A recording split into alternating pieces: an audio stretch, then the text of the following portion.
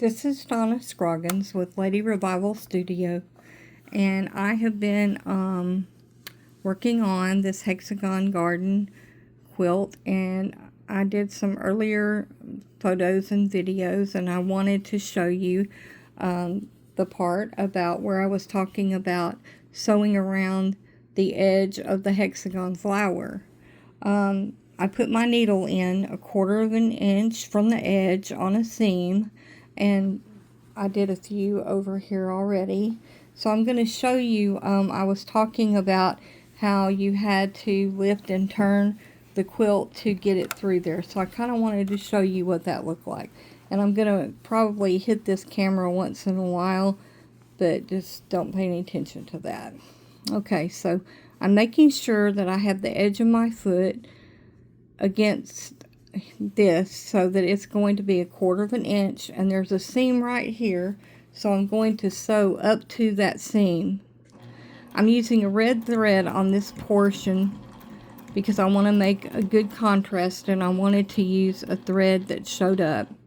Now the black zigzag that you see is what the lady who originally made the quilt top put in after she had hand tacked down the hexagon, the flower all the way around.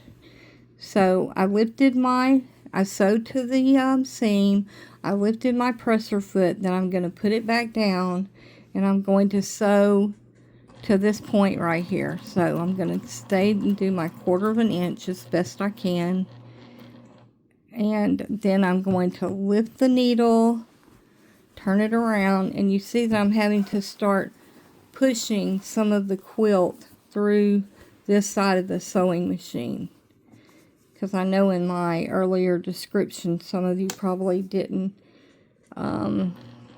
really imagine that in your head, especially if you hadn't sewn much. But I do believe that is why a lot of women, probably even if they had a sewing machine available, did this by hand, because it was probably quicker. So I'm having to move more of the quilt through. I actually have a machine with a bigger bed on it that I could have used, but this one just sews a lot more consistently, and it's a little heavier duty machine. So the longest part is getting everything cleared out of your way so you can make sure that you're getting that good 1/4 inch seam. I'm sorry, I'm hitting the camera. I probably should have tried to adjust it so that it was an overhead view. I may do that for the next one. Okay, and then we're going to put it down again.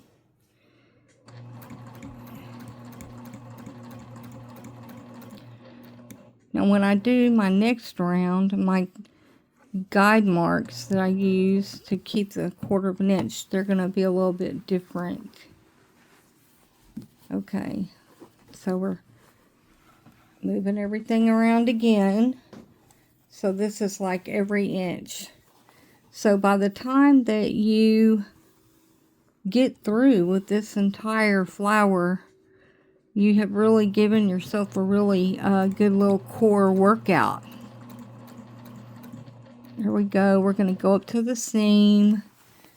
And we're getting ready to turn again. Okay. Now what I do when I start, I like to start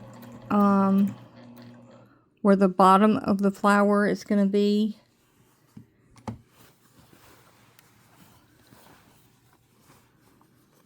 And I try to do that on every edge when I restart to sew the next round.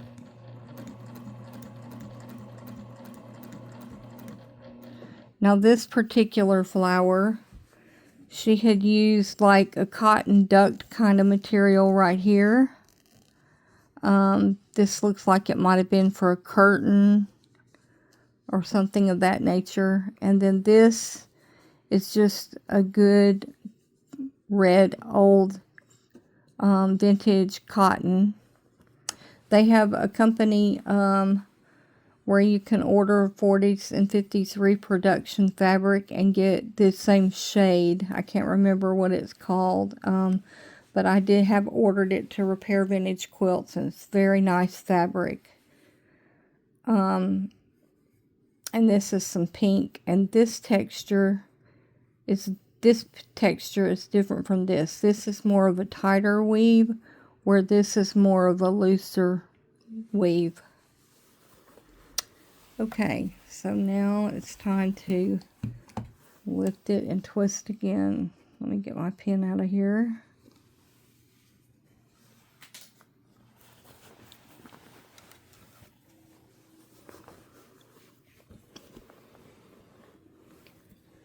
Okay, push, push, push. Pretty soon I will have shoved the entire quilt through there. In fact, I think I'm at that point now, so I'm just going to go ahead and just push it all through here and kind of try to get it out of my way. Okay.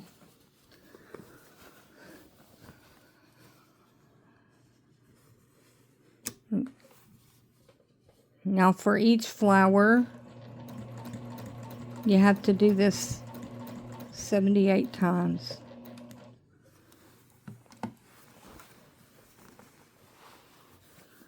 Okay.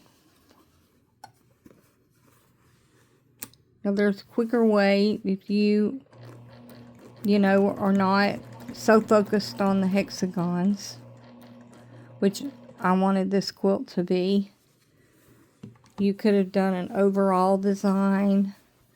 You could have done swirls all over it, or you could have done an orange slice where you go in, come like this. It would all be connected, and you could just go straight to the next one, and not it would have been much quicker, but it would have taken the eye away from the design of the hexagons. A few of them, she in one of the blue ones, like if she ran out of a fabric to complete one of these, she would just find something really close and complete her hexagon with it. And honestly, you have to really look for it to notice it. But it's a big variety. There was a lot of attention adjusting. What I found though is if I use the same brand of fabric, like I'm using, I believe it's Omnicord, Isacord. I'm using Isacord for all of these, and because I'm using the Isacord, I'm not having to do the tension as much. But let's just say if I had Isacord on the bottom and a cotton thread on the top, or even another kind of polyester, it would really give me tension issues, because when I first started, I was like working with the tension constantly, and I finally figured out if I used all the same brand of thread, it would make things easier. Now, I'm not to say that I still didn't have to make a few adjustments, because I was also having to adjust for the difference in fabric. You can see this flower right here. This is a type of some kind of knit. It's not double knit, because the fabric's not that old. All of this fabric is from probably between the 30s to the 60s. But that's a knit. And then you see how loose weave this is. Really loose weave. And then we have some lavender here.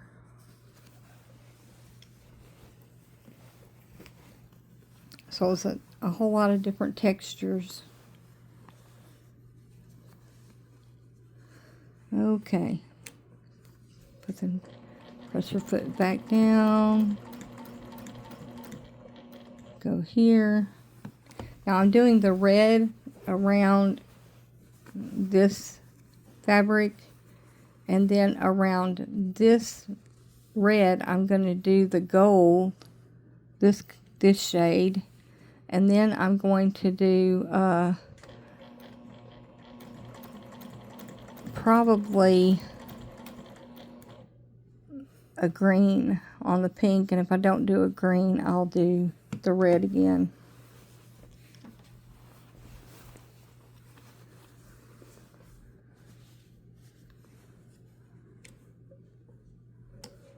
But anyway, I'm going to do this all the way around.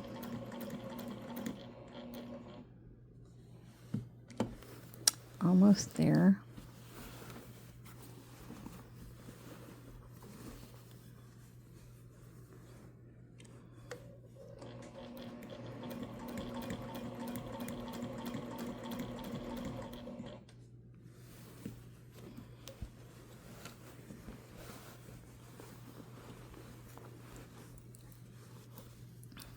Now when I move to the inside of this round, I'm going to have less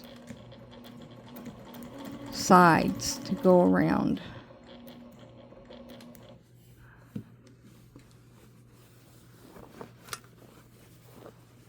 Sorry, I hit the camera again.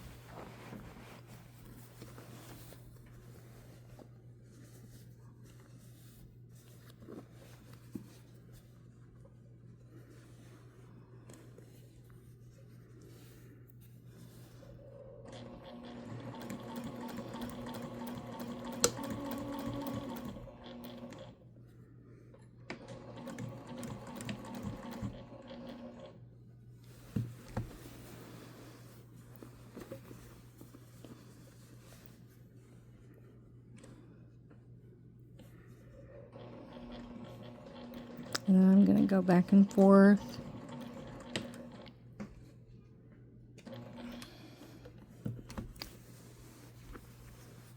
Okay, so that finished that round. Okay, so I'm going to turn this off and readjust it.